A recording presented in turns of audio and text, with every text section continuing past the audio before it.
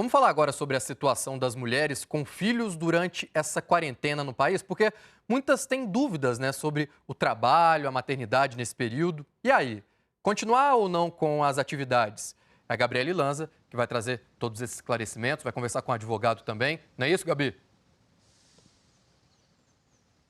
Isso mesmo, Sérgio. As mulheres agora estão muitas tendo que fazer home office, cuidar dos filhos, cozinhar dentro de casa, enfim, as tarefas aumentaram muito, né? Vou conversar aqui com o Júlio Bahia, que ele é advogado trabalhista e professor. Ele vai explicar um pouquinho pra gente. Júlio, tem alguma regra em relação para essas mulheres, né, que agora estão acumulando essas atividades todas, em relação ao trabalho, há alguma flexibilização? Bom dia, Gabriele. Infelizmente, não há nenhuma flexibilização, não há nenhuma previsão legislativa sobre uma falta, por exemplo, justificada dessas mulheres, dessas pessoas que precisam se ausentar do trabalho para ficar com os filhos. O que a gente recomenda nesse caso é justamente um bom senso, uma conversa, né, entre patrão e empregado para que cheguem a um denominador comum.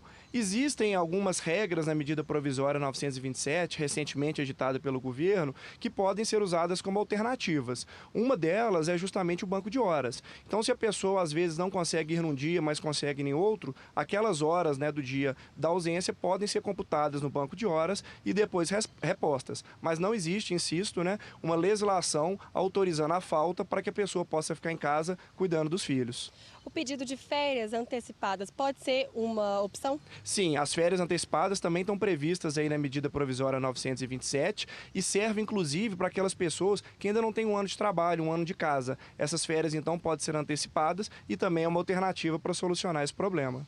E para quem não pode fazer o regime de home office, tem que sair de casa e ir trabalhar, esse bom senso também é o recomendado, porque não pode deixar com os avós mais, né, os filhos. Exatamente, não se recomenda deixar com os avós pelo risco de contaminação, né? E como eu disse, não existe a legislação que autoriza essa falta. Então, a pessoa vai ter que trabalhar, eu vi recentemente alguns deixando até com vizinhos, etc. Então, tem que buscar alternativas desse jeito. Até porque existem também algumas atividades essenciais que continuam funcionando e demandam aí os trabalhadores, né? Necessitam que eles compareçam ao trabalho. Então, esse bom senso, caso a caso, deve ser analisado entre empregador e empregado. A mulher ela pode ser penalizada de alguma forma, por exemplo, se perder alguma atividade essencial ao trabalho, nesse caso? Olha, Gabriele, pode haver o desconto na remuneração, a falta, porque, como eu disse, não há uma previsão legal autorizando essa pessoa a faltar. O que há na legislação que está regulamentando agora a situação do coronavírus são aquelas pessoas que estão podem ficar em quarentena ou têm que ficar isoladas. Essas sim podem se ausentar e não podem ter o dia descontado. Mas nessa situação que nós estamos tratando aqui, para ficar cuidando dos filhos, o que óbvio é fundamental, infelizmente não há uma regulamentação sobre isso.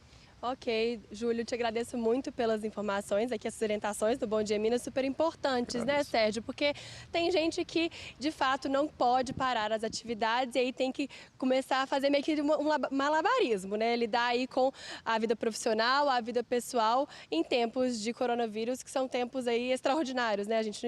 Ninguém estava prevendo passar por isso, né? E certeza que muitas mamães estão nos acompanhando agora às 8h10, já começando a sua rotina aí de mãe, de trabalho. Muito obrigado, viu, Gabi?